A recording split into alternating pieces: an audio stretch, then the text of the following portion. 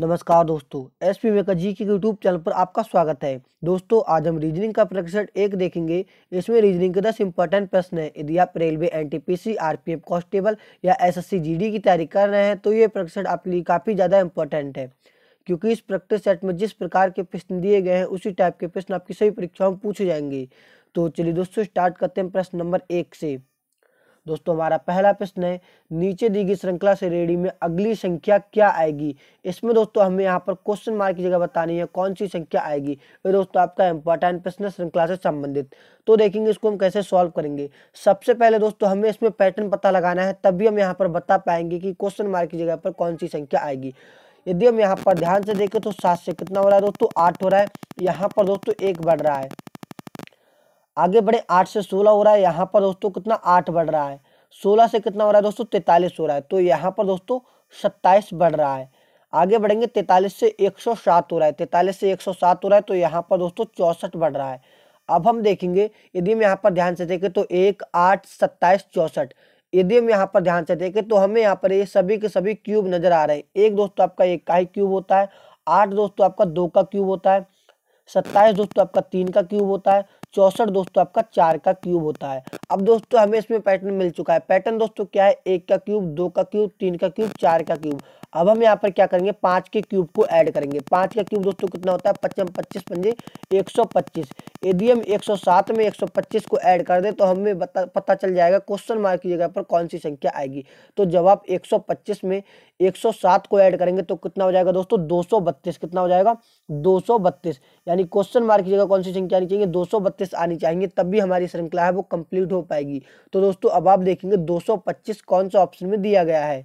225 यहाँ पर option number C में दिया गया है। तो यहाँ पर हमारा सही जवाब हो जाएगा ऑप्शन नंबर सी। उम्मीद करता हूँ दोस्तों ऐसे प्रश्न में गलती नहीं करेंगे। अगला प्रश्न दोस्तों देखेंगे, प्रश्न नंबर 2।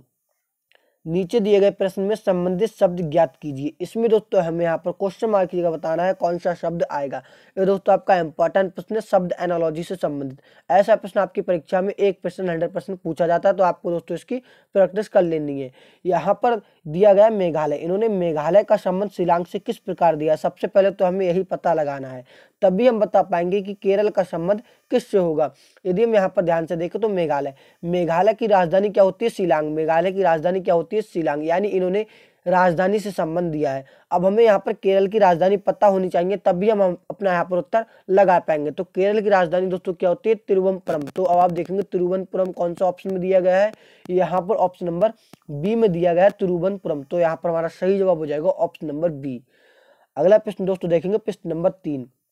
एक पंक्ति में मानसी बाएं से 29वें और दाएं से 33वें स्थान पर है। पंक्ति में कितने विद्यार्थी हैं। ये दोस्तों आपका इंपॉर्टेंट प्रश्न है, रैंकिंग टेस्ट से संबंधित। जब भी आपकी परीक्षा में दोस्तों ऐसा प्रश्न पूछा जाए, आपको इसमें सिर्फ एक फार्मूला याद कर लेना। फार्मूला क्या होता है आपका, total equal to left plus right minus 1।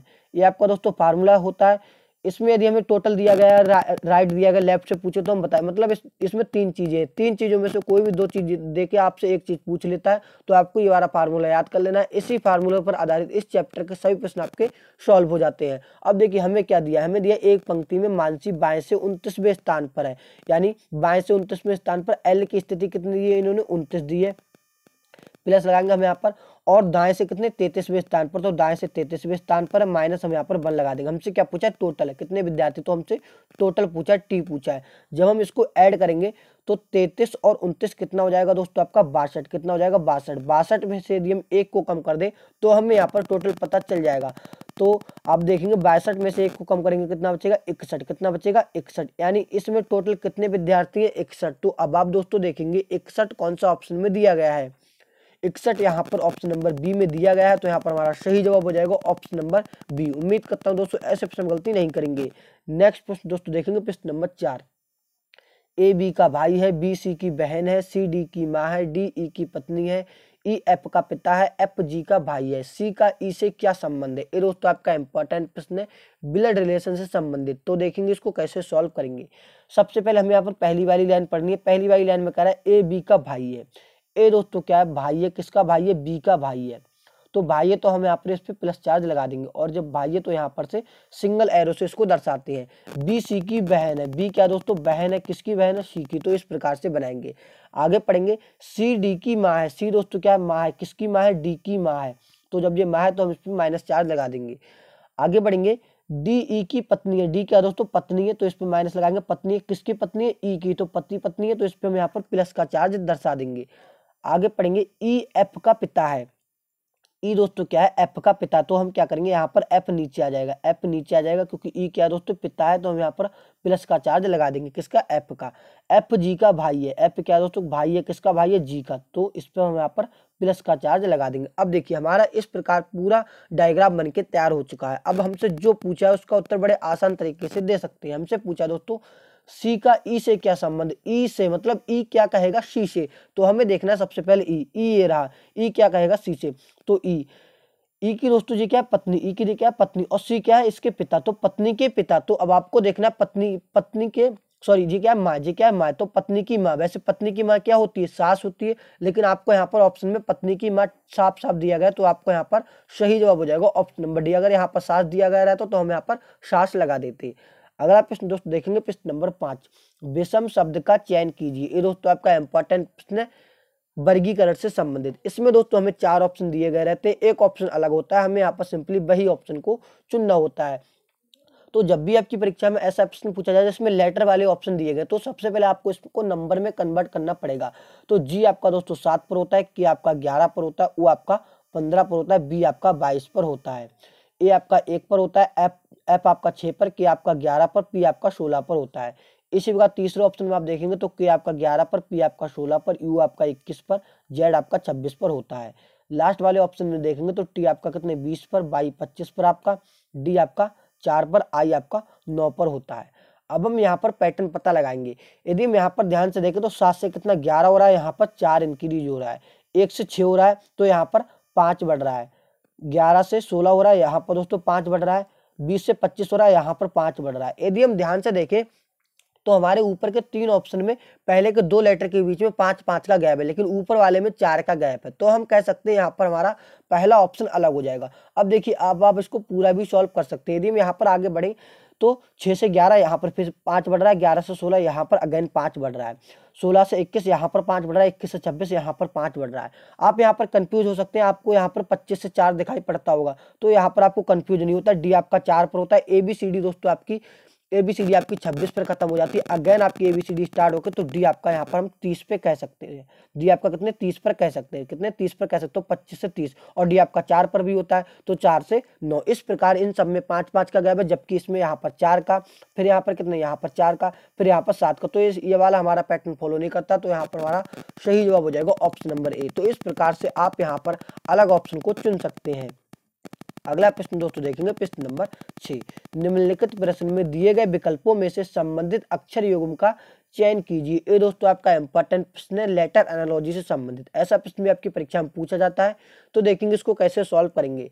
सबसे पहले हमें शब्द दिया गया PTX, PTX का संबंध इन्होंने दिया है RBZ से। तो सबसे पहले हमें यही पता लगाना है कि इन्होंने PTX का संबंध RBZ से किस प्रकार दिया है, तभी हम बता पाएंगे कि CJK का संबंध किससे होगा। तो अब देखिए इसको कैसे सॉल्व करेंगे। सबसे पहले क्या करना है, हमें जो लेटर दिए गए इसकी हमें नंबरिंग करना है। पी आपका कितने 16 पर आ जाएगा, और आपका 18 पर आ जाएगा। यदि हम यहाँ पर देखें तो 16 से 18 हो रहा है, 2 इंक्रीज हो रहा है। इसमें यदि हम देखें तो सी आपका 3 पर आ जाएगा, 3 में 2 को हमें ऐड करना है, तो 3 और 2 कितना होता है 5, 5 पे लेटर आपका ई निकल के आ जाएगा।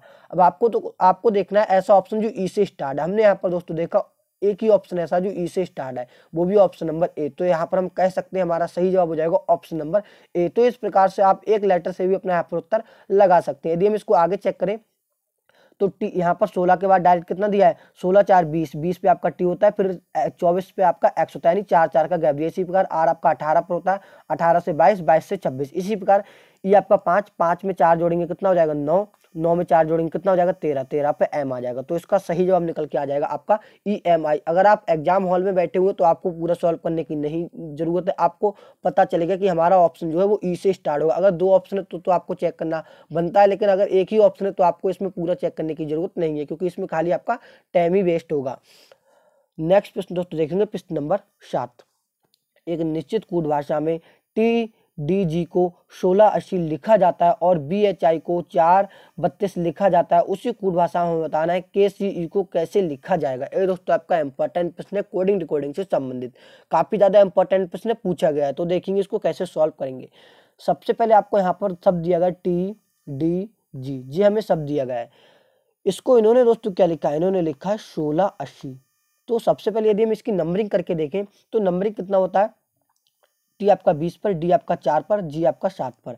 यदि हम यहाँ पर इन सबको ऐड, यदि हम यहाँ पर क्रॉसिंग मेथड का यूज करें तब भी हमारा यहाँ पर नहीं बनने वाला है, क्योंकि D आपका 4 पर, उन्होंने अगर हम यहाँ पर डबल करें तो 8, लेकिन फिर उन्होंने 16 लिखा है यहाँ पर, फिर उन्होंने 0 लिखा, तो इसमें क्रॉसिंग मेथड का तो कोई इसमें यूज नहीं हो रहा है। एक बार विपरीत से चेक करें तो T का विपरीत क्या होता है, T का विपरीत दोस्तों क्या होता है, G होता है। तो यहाँ पर 7 कहीं से कहीं तक, 1680 में 7 कहीं से कहीं तक नहीं दिया गया, तो इसमें विपरीत का भी पैटर्न हमारा फॉलो नहीं हो रहा है। अब हम देखेंगे गुणा वाला पैटर्न। यदि हम यहाँ पर गुणा करके देखें तो 20 चौक कितना हो जाएगा 80, 20 चौक कितना हो जाएगा 80, और 80 सत्ते कितना हो जाएगा, आप यहाँ पर करेंगे 80 सत्ते कितना हो जाएगा, 80 सत्ते कितना हो जाएगा 560, कितना हो जाएगा 560, 80 सत्ते कितना हो जाएगा 560। हमने क्या करा दोस्तों, इन तीनों की क्या कर दी, गुणा कर दी, इन तीनों की क्या कर दी, आपस में गुणा कर दी। अब हम क्या करेंगे, इसकी 3 से गुणा करें, तो 3 से गुणा करेंगे तो 3 0 0, 3 6 18, 3 पंजे 15, 3 पंजे 15 और 1 16, यानी हमें यहाँ पर दोस्तों 1680 देखने को मिल गया। किस प्रकार, हमने सबसे पहले जो लेटर दिए गए थे इसकी नंबरिंग करी, नंबरिंग के बाद हमने यहाँ पर आपस में इन सबकी लेटर की गुणा कर दी, उसके बाद हमने यहाँ पर 3 से गुणा कर दी। 3 से गुणा क्यों करिए, क्योंकि इसमें लेटर टोटल 3 दिए गए, तो हमें यहाँ पर 1680 देखने को मिल गया है। अब सेम यही वाला पैटर्न हमें अप्लाई करना है जो हमसे दोस्तों पूछा गया है। हमसे पूछा गया है, अगर आप दोस्तों आपको पैटर्न एक बार मिल जाता तो आपको जो दूसरा शब्द इन्होंने क्वेश्चन में दिया, जैसे यहाँ पर BHI दिया है, तो आपको इसको चेक करने की भी जरूरत नहीं है, क्योंकि हमारा एक बार हमें पैटर्न ढूंढना होता है, इसमें भी सेम यही पैटर्न फॉलो होगा। हमसे पूछा KCE को किस प्रकार लिखा जाएगा। तो सबसे पहले करेंगे हम इसकी नंबरिंग, K आपका 11 पर आ जाएगा, C आपका 3 पर, E आपका 5 पर। जो पहला स्टेप रहेगा हम क्या करेंगे, इन सबकी गुणा करेंगे।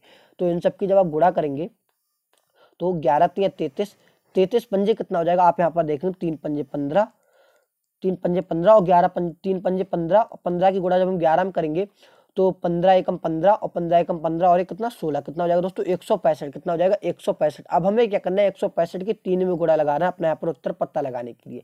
3 पंजे 15, 3 चक 18 और 1 19, 3 एकम 3, यानी 395। KCE को क्या लिखा जाना चाहिए, 395 लिखा जाना चाहिए। तो अब आप देखेंगे 395 यहाँ पर आप यहाँ पर देखेंगे 3 एकम 3 और 1 4, 495 लिखा जाना चाहिए, क्योंकि एक आपका हासिल वाला यहाँ पर ऐड हो जाएगा।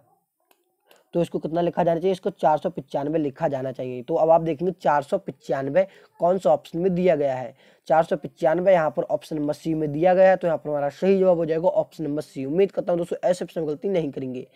नेक्स्ट प्रश्न दोस्तों देखेंगे प्रश्न नंबर 8। दिए गए विकल्पों में से उस अक्षर समूह का चयन कीजिए जो दी गई श्रृंखला में प्रश्न चिन्ह के स्थान पर आ सकता है। ये दोस्तों आपका इंपॉर्टेंट प्रश्न है, लेटर सीरीज से संबंधित, यानी इसमें क्या हमारी श्रृंखला इस प्रकार आगे बढ़ती जा रही है और यहाँ पर क्वेश्चन मार्क हमें बताना है कौन सा अक्षर समूह आएगा। तो जब भी आपकी परीक्षा में ऐसा प्रश्न पूछा जाए तो सबसे पहले तो आपको जो लेटर देंगे इसके आपको नंबर में कन्वर्ट करना होगा। यहाँ पर हम देखें N आपका 14 पर आ जाएगा, G आपका 10 पर आ जाएगा, F आपका 6 पर आ जाएगा, B आपका 2 पर आ जाएगा। सबसे पहले एक ही एक लेटर से हम यहाँ पर अपना उत्तर लाने की कोशिश करते हैं। 14 से कितना 10 -4, 10 से कितना 6 -4, 6 से कितना 2 -4। अब हम क्या करेंगे यहाँ पर -4 करेंगे तो B आपका 28 पर भी आता है। ABCD आपकी 26 पर खत्म हो जाती है। अगेन A आपका 27 पर, B आपका 28 पर आ जाता है। 28 में से हम क्या करेंगे, 4 को कम करेंगे। जब 28 में से 4 को कम करेंगे तो कितना रह जाएगा दोस्तों 24। 24 पे कौन सा लेटर आ जाएगा, 24 पे लेटर आ जाएगा X। तो अब आपको देखना है X से कौन सा ऑप्शन स्टार्ट है। X तो आई थिंक 3 ऑप्शन स्टार्ट है, तो आपको एक ऑप्शन यहाँ पर हटा देना है। अब हमें अगला लेटर देखना है। अगला लेटर क्या 18, G क्या 14, G क्या 10, G क्या 6। यहाँ पर भी अगर हम ध्यान से देखें तो 18 से कितना 14 हो रहा है -4, 14 से कितना हो रहा है 10 हो रहा है -4, 10 से कितना हो रहा है 6 हो रहा है, यहाँ पर भी -4। अब 6 से क्या करेंगे -4 करेंगे, 6 में से 4 को कम करेंगे कितना बचेगा 2। 2 पे कौन सा लेटर आता है, 2 पे लेटर आता है B। अब आपको देखना है XB कौन सा ऑप्शन में दिया गया है। XB यहाँ पर दोस्तों ऑप्शन नंबर D में दिया गया है, तो यहाँ पर हमारा सही जवाब हो जाएगा ऑप्शन नंबर D। और आप किन्हीं इन ऑप्शन में देखेंगे तो X के बाद M है, जो हमारा यहाँ पर सही जवाब नहीं होगा। X के बाद T है, तो ये वाला भी हमारा सही जवाब नहीं होगा। तो इस प्रकार आप ऑप्शन को एलिमिनेट करके अपना यहाँ पर उत्तर ला सकते हैं। अगला प्रश्न दोस्तों देखेंगे प्रश्न नंबर 9। नीचे एक पासे की दो स्थितियां दी गई हैं, एक वाले फलक के विपरीत फलक पर क्या आएगा। ये दोस्तों आपका इंपॉर्टेंट प्रश्न है, आपका एसएससी जीडी में पूछा गया प्रश्न है।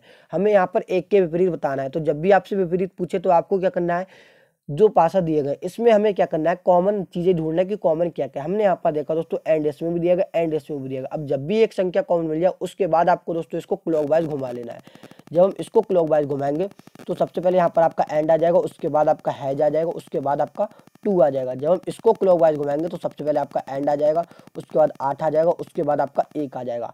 हमसे क्या पूछा था, एक दर्शाने वाले फलक के विपरीत, ये आपस में क्या एक दूसरे के विपरीत। हमसे क्या एक का विपरीत पूछा था, तो एक का विपरीत क्या हो जाएगा यहाँ पर 2। तो अब आप देखेंगे 2 कहाँ दिया गया है, तो 2 यहाँ पर ऑप्शन नंबर सी में दिया गया। तो यहाँ पर हमारा सही जवाब हो जाएगा ऑप्शन नंबर सी। उम्मीद करता हूँ दोस्तों ऐसे प्रश्न गलती नहीं करेंगे। अगला प्रश्न दोस्तों देखेंगे प्रश्न नंबर 10। ये दोस्तों प्रश्न आपके लिए होमवर्क का प्रश्न कह रहा है, उस वेन आरेख का चयन करें जो निम्नलिखित वर्गों के बीच संबंध को सबसे अच्छे तरीके से दर्शाता है। यहाँ पर दिया गया पृथ्वी, वन, वृक्ष, इनके बीच हमें क्या करना है दोस्तों, वेन आरेख बनाना है। और दोस्तों इस प्रश्न का उत्तर आप सभी दोस्तों को कमेंट बॉक्स में बताना है। चलिए मिलते हैं किसी और एक नेक्स्ट इंटरेस्टिंग प्रैक्टिस सेट में, जब तक के लिए दोस्तों जय हिंद।